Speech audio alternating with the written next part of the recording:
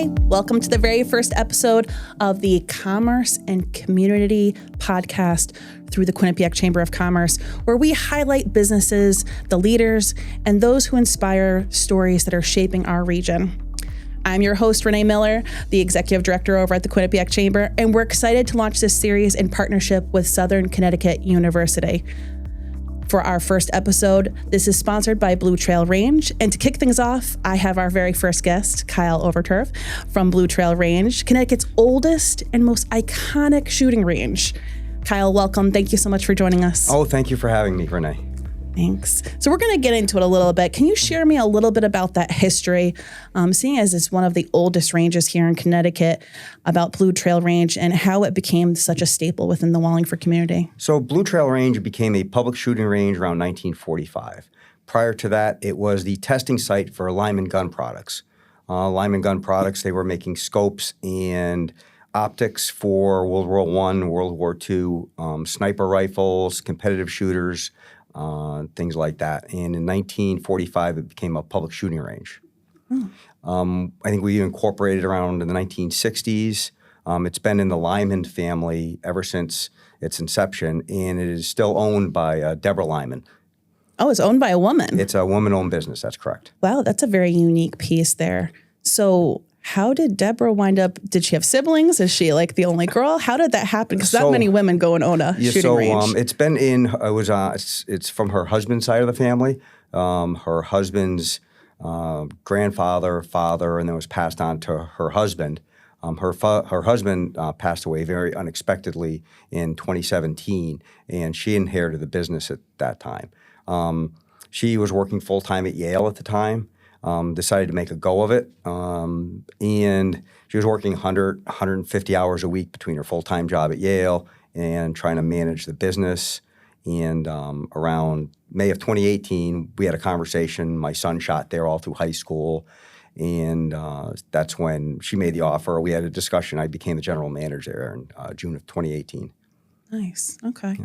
That's actually going to kind of lead into my next question. Okay. How did you get involved with that as far as being in the range? So your son was involved in it before. Did you always envision the fact that you were going to be within that organization? Not at all. I started off, I was a game warden in Connecticut for 32 years. So that's how I started.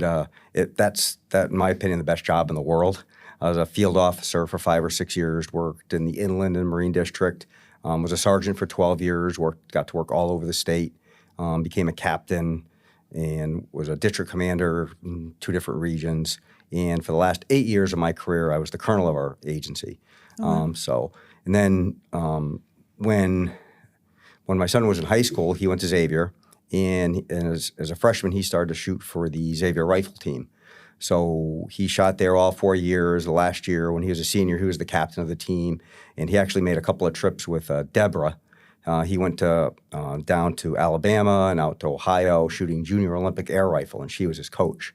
So when David passed away, I would stop by a few times and just help out, see if there's anything I could do. And I was thinking about getting ready to retire in 2018. She was wondering what my plans were, and I said I was going to retire, and so we had a conversation, and that's how that came out. So it kind of just was a perfect fit for you guys. It worked out well for both of us, I feel. Do you like how the organization has kind of evolved over the years? Have you seen the fact a good progression of happening within the organization? So when I came in 2018, it was the facility needed a lot of upgrades. We had to put a lot of capital back into the business to sort of modernize it a little bit. We redid the north end of our shooting range. We had to put a new HVAC system in 2019.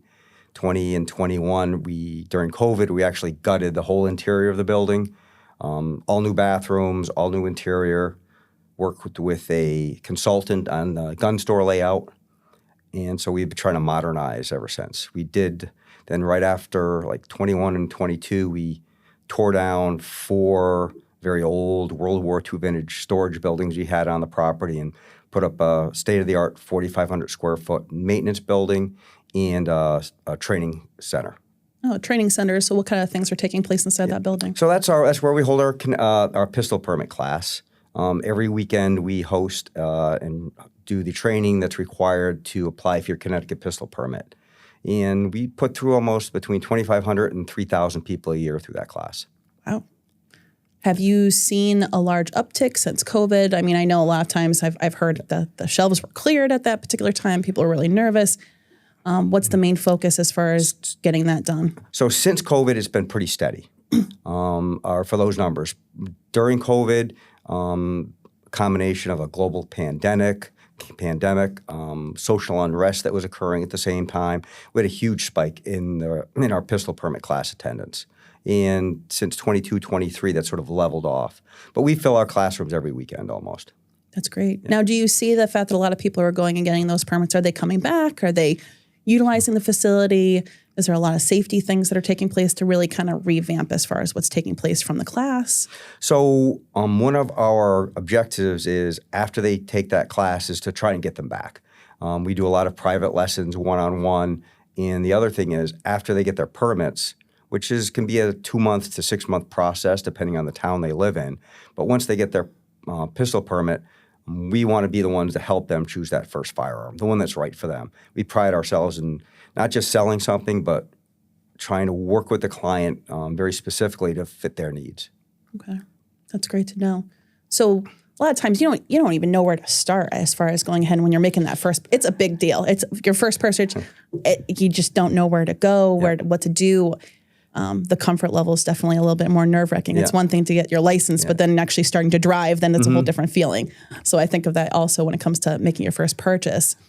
From your opinion and your experience with it, like how do you start that process for somebody to even know? So the first thing I don't want to hear my staff talking a lot. I like to hear the customer talking. We have a sort of like a little script we almost run down in which first thing we'll ask is what do you want your permit? What do you want the firearm for? Is it something just for home protection? Is it something just for target practice? Is it something you're going to carry every day? Is it a combination? And then we sort of work from there. That's great. So what if they find the fact that they make that purchase and then it's not the right fit for what they got? Yep. What's not what they envisioned? What's their steps then at that point? They have now this gun and they don't know what to do with it. So hopefully that doesn't happen. So especially at our facility, we encourage people to come and take a lesson first in which once we go through those steps, that question and answer process, we'll set out 3 or 4 or 5 different firearms for them to try ahead of time, get the grip, the feel. Sometimes right away they can tell just from the feel of the gun that's not going to be for them. And if they have several that are, that feel it might be right, we'll take them out under the range and then do live fire with one of our certified trainers. And that helps in which they're getting a gun that's right fit for them. Now, what makes a person a certified trainer? We either use, they're either a certified trainer through the National Rifle Association or the United States Concealed Carry Association.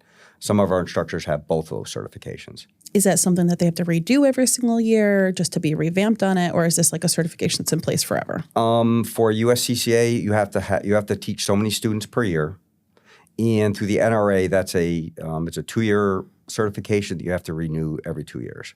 Sounds like a stringent process. It is, and plus we have admin that track all that to make sure we're doing it the right way. That's great. How many do you have certified at your location? Ooh, I think I have 6 or 7 certified trainers. Oh, that's great. Yep. Do you have any female trainers? We do. Oh, yeah, that's great to hear. That's great to hear. So it's, you got the females that come in and it's kind of nerve-wracking. So it's nice to have another woman to be able to help you through the process. Yeah, when I first came in to the store, I had no business experience. Had a lot of leadership experience, a lot of management experience, but not a lot of business experience. We needed a new point of sale system when I first came in, and they were talking about POS. I didn't know what that stood for. So I'm like, I had a lot to learn. We do a lot with the National Shooting Sports Foundation, the NSSF, and I've learned a lot from them. They do a lot of management classes, a lot of training. And one of the classes I took, it was probably a podcast or a webinar, and I realized pretty quick that our store was a sort of a hobby shop, very specific to the 22 small bore target shooting, in which that's where the previous owner, that's where David shot, and the owner, Deborah, she was in her college days and right after, she was like one of the top 3 or 4 shooters in the country, like Olympic caliber shooter. That's how good Deborah is. Wow. And She's won, I don't know, hundreds and hundreds of competitions. But that focus was very, very specific to the store. And for us to be, we need to be much more inclusive as far as women, as far as different groups to come to our store. So that's been one of our priorities, is to just be inclusive. We want to see everybody come into the store, every different group you can think of. And we try and hope our staff reflects those, our patrons. And I think it does, because women will come into the store and say they've been to other stores and they've stood there for 5 or 10, 15 minutes and no one will look at them. Customer service is, we really push that. And we want you to see you greeted and spoken with and feel comfortable within the first 30 seconds you walk in our store. That's a great philosophy. That's awesome. I'm hearing a lot about training. Is that like a top priority for you guys as far as that goes? So it is, for our business, our income stream comes from 3 areas. One is the retail store, obviously. Mm-hmm. The second is the people coming to shoot at our range. Both Friday and Saturday, this previous Fridays and Saturdays, we had over 200 shooters come through the doors just to come to use our facility. That's wild. So that's very labor intensive, staff intensive. We'll have at least 3 range safety officers out on the firing line to make sure people have a safe and comfortable environment to come and shoot in. And then the third area of our income is the training, whether it's the pistol permit class, whether it's the personal one-on-one training we do, or we do quite a few, we call them mini classes. They're based on some of the USCCA's curriculum. So every month we do a 2 to 3 hour mini class at night, and chamber members get to come for free. That's wonderful. And so we do legal use of force. We hire an attorney to come in, and he goes over Connecticut firearms laws and Connecticut use of force laws. We do building a personal and home defense plan classes. We do a child and youth safety class as part of that also. So every month we try and do a different class for people to come in, very low cost, if any. That's great. Yep. Obviously a big focus we just mentioned there on child safety in the homes. Yep. What's one big takeaway that you can give us now that parents might need to know? How are we keeping our children safe? Because you hear it in the news. You hear it in the headlines constantly. So people can't ignore it. It has to be, education is probably the number one thing. There's different programs in which if you're not a firearms owner, but your children are going to go to a home that you're not aware of, you haven't been to, you don't know if they have firearms in the home or not. Yep. So it's important your children learn, not to touch, tell an adult, things like that if they happen to encounter a firearm. That's great. Yep, both the NRA and USCCA have programs very specific for children. And on the flip side, we have our own junior rifle program. It's been running for forever. So we have children from the ages, they start at age 12 and right through high school. We have, I think, about 50 kids in our program. They come and shoot every Saturday. We supply the training, the firearms, the ammunition, all the other equipment. As they get older and as the children become more competitive, their parents end up buying the equipment for them as it goes on. But it's a great program. It teaches them first is responsibility and respect, discipline, all within our program. We also have 3 high schools. Their high school teams come and shoot at our facilities.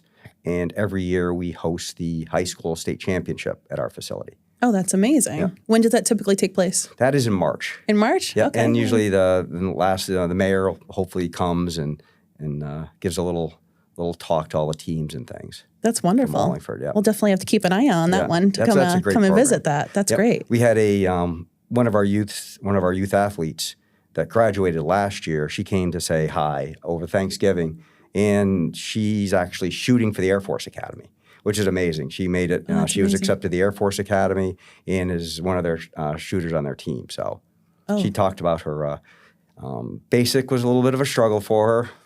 Her father said she had to, she called and had a bit of a challenge over basic, but she made it. She, pushed through basic, and she's doing great and shooting for the Air Force rifle team, which we're very proud of. Absolutely, yeah. That's a huge feat for a woman to even get into that piece as well. Do you find that a lot of those students are actually going into the military afterwards? Is there a transition that you see on that piece at all? No, there's no specific. Okay. Most of our youth, most of them go on to college. A vast majority of them. Some will go on to a more and more leaning more toward the technical programs now because of the need of plumbers and electricians and things like that. But the vast majority go on to college. Some shoot, and some don't move on. Do you have veterans that typically come in sometimes together? Sometimes it's nice to have that camaraderie of the veterans coming together and shooting. Yes, we have quite a few past military, and current military members shooting at our facility quite a bit. That's great. And we hire, I think I have at least, my last 3 or 4 hires, out of those, at least 50% had just gotten out of the military. That's wonderful. Yep. That's great to hear. Yep. What's one of the common misconceptions about a shooting range? Obviously, we see the news on a whole plethora of different things when it comes to shooting right now. But how do you address those type of misconceptions that are taking place? So I think probably one of the bigger ones is it's a sort of a free-for-all, and it's not. It's very structured. It's very safe. Again, we always have a range safety officer, usually multiple range safety officers on duty at the time. And they're not just monitoring the range activities. They help a lot of the shooters, whether it's a malfunction with their firearm, whether they're having training issues, whether they're trying to sight in a firearm. And our range safety officers are just a wealth of information. We have clients that come very specific days because we have specific range safety officers that are on duty that day. They know that they're going to help them, sight in their rifle or talk firearms or reloading and things like that. So we are very structured, very safe. It's a very safe environment that we have. That's great to hear. So what would you say is the typical day at the range? What time do you guys open? End of day? What does it look like? People coming in? What's the feel? So like a busy Saturday that's probably a good one, is we open at 9. We only close 4 days a year: Christmas Eve, Christmas, Thanksgiving, and Easter. Other than that, we're open. Oh. So we open at 9. Usually people are there about 8:45 to sort of get queued up and get checked in and stuff. And at our pistol permit class, usually people start showing up around 7:30 for that. That kicks off at 8 o'clock. So, and that's in our new building, our new classroom. So they're in one location. So that's already been, starting off. And then we have our, people coming to shoot at the range because we have 120 outdoor shooting points. So we can, very rarely does anybody have to wait. Other facilities, the smaller indoor ranges, you can wait an hour and a half to get a lane. Very, very rarely do we have a wait at our facility. So we have 120 outdoor shooting points. We have a 3-acre shotgun field across the street. So it starts off people just queuing up, getting ready to use the range. And one of the things we put in place is with our new point-of-sale system is how people check in. Everything's electronic. And returning guests, all they have to do is go up to one of our kiosks, type in their cell phone, hit search, and it checks them in. They can head right up to the register. Nice. So it sort of moves things along. Customers don't like to have to wait. The shorter we can make and the easier we can make the process of getting checked in, getting out on the range, it makes them happier. So that's one thing we've been striving to do, make the process very efficient. And at the same time, we have people coming in, either purchasing a firearm, doing a transfer. They've maybe purchased a firearm online and had it shipped to us. So we have a little area that they go to work with one of our staff to complete all the required state and federal paperwork to get those through. And that's the day. We are checking people in, selling ammunition, selling firearms, doing processes and things like that. What type of safety features do people have to have in order to be able to even go to a range? Like if they're just coming just to see things out. So they should either have the firearms either in a case, and if not in a case, they should have some type of trigger lock or at least an empty chamber indicator in their firearm. But most people, when they come in, the firearms are all cased. Okay, perfect. Yep. So the winter is upon us. Yep. And you're talking about that many outdoor spaces. It's got to get cold for you guys. It gets cold, yeah. So it was cold Saturday, and we had over 200 people come through. So, the snow can be a bit of a challenge. We may have to sort of modify what we do for the day. but we're open all winter long. We sell a lot of those hot hands, the hand warmers. We do well with those, and we have sweatshirts for sale and hats and things. But now, does it become challenging when it comes to that situation? So people think like, okay, let's layer up. It's freezing out, but I really want to go out to the range. Like, does that interfere with your shooting abilities? Are they wearing gloves when they're trying to do this? Because obviously there's only so much room that you could possibly. Yeah, so it really doesn't, especially for the hunters. So hunting firearms season kicked off like a week and a half ago. So hunters are always bundled up, dressed up for the cold. So it's actually better to be training with what you're wearing. So it really doesn't bother them at all. And there's a lot of different options for clothing now. A lot of them are battery heated and heated socks and gloves that just have your trigger finger open and things. So we do better in the summer, obviously, but people shoot all through the winter months. Are there any enhancements that you guys are looking to do with the range as far as with possibly bringing heat in those elements? I'm thinking of like use a golf course that has those heating elements that are there. Is it worth it to go ahead and do those type of things? We looked at it, and the way the outdoor range is designed, and if you enclose it too much, it becomes very loud. So it's a balance over that. And to put electric heaters in, it's just not going to be cost efficient to have electric heaters that aren't going to heat to where they're standing. Now, how many stalls do you guys have for the indoor range? So we have 10 indoor shooting points, but it's for 22 only. So regular centerfire handguns or rifles or anything like that can't be shot inside there. And especially all winter, it is pretty much tied up with our junior shooting. All day Saturday. And during the week, during the day, it's usually open. The high schools come in around 2:30 to start shooting. Okay. So since you've been at the range, what's one of the biggest lessons learned through the process of everything that you guys done? Maybe tried something and it didn't work, or maybe you brought something on and that just completely took things off and really working well. Product, trying to decide what products to bring in that's always very challenging. You don't want to spend a couple of $1,000s on a new product and just have it sit, which we've done. But then again, if you don't try something, you don't know what's going to work. So we do try new products quite a bit, but we've sort of learned, at least I've learned over the last almost 8 years, is we do well with targets and ammunition. Those are the two, and eye and ear protection. That's what they need when they come to the range, and that's what sells the best for us. We do we obviously have like handgun vaults and different types of small safes for handguns, and we encourage new firearms purchasers to if they don't have a safe in their home and they have children, to purchase that, so they don't have to worry about that. One of the we have, I don't know if you heard of Gator's eyewear, Gator sunglasses. So they're a high-end sunglass maker. And so we spent last year I go to SHOT Show every year. It's the biggest retail show for the firearms industry. It's held in Vegas every year, and usually 50,000 people show up. They have 15 miles of aisles. Gator's is a well-known, established high-end sunglass and shooting wear, eye protection. And so we got the case and we bought the sunglasses and stuff. We haven't sold a pair.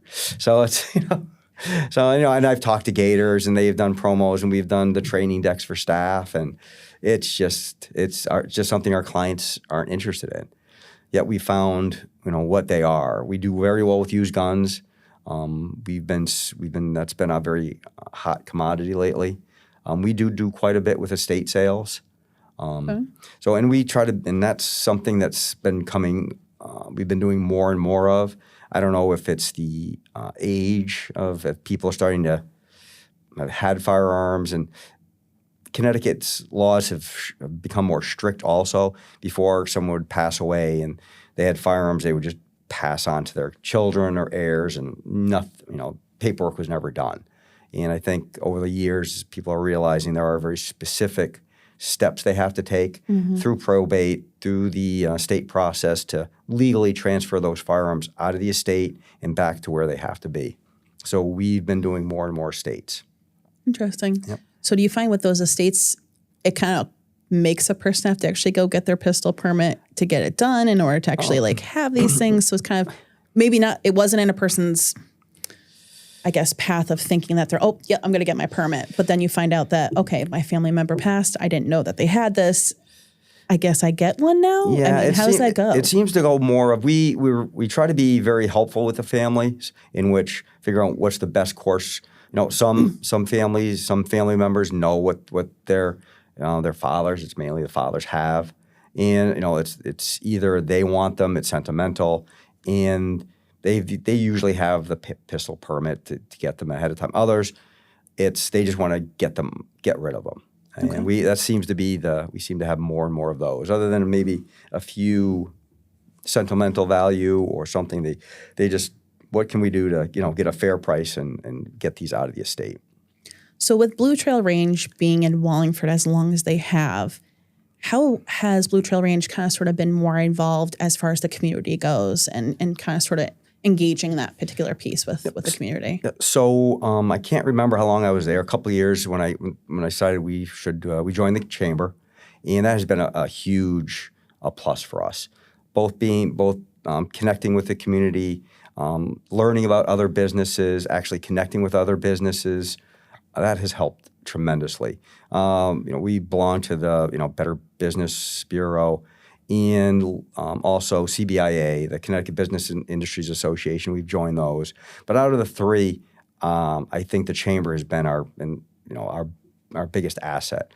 And we have tried hard to also support the businesses in the chamber. We have our holiday party coming up, and where we're having it, it's at a members facility, and it's being catered by one of the chamber's restaurants. So we try to really pay it back that way.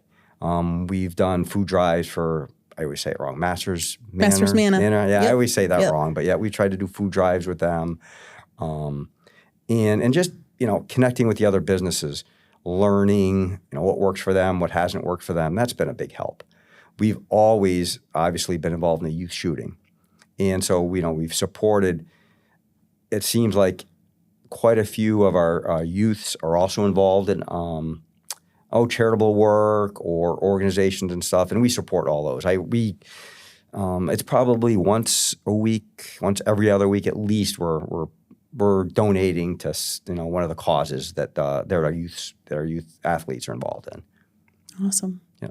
So what's next, Kyle, for you, for Blue Trail Range? Well, what's the next chapter for you guys? Yeah. So that's always something we're looking at.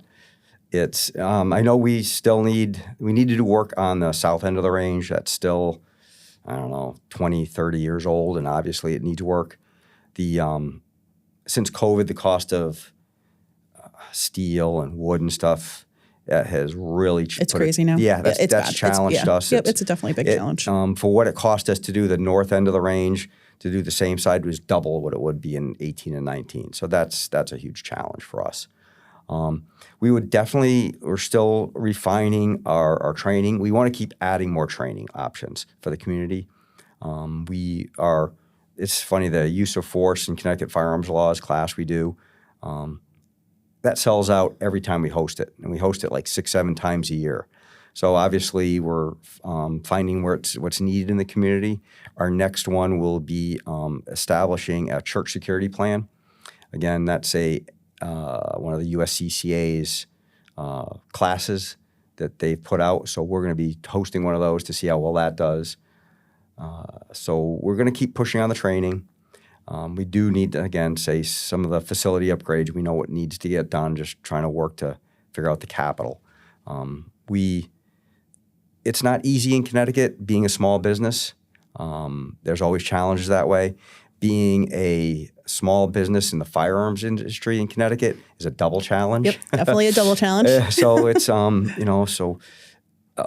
we work. That's why that's why we belong to the CBIA. We want to hear our voice heard in the legislature and stuff. But again, every session there's always a little bit taken away from firearms owners or firearms business.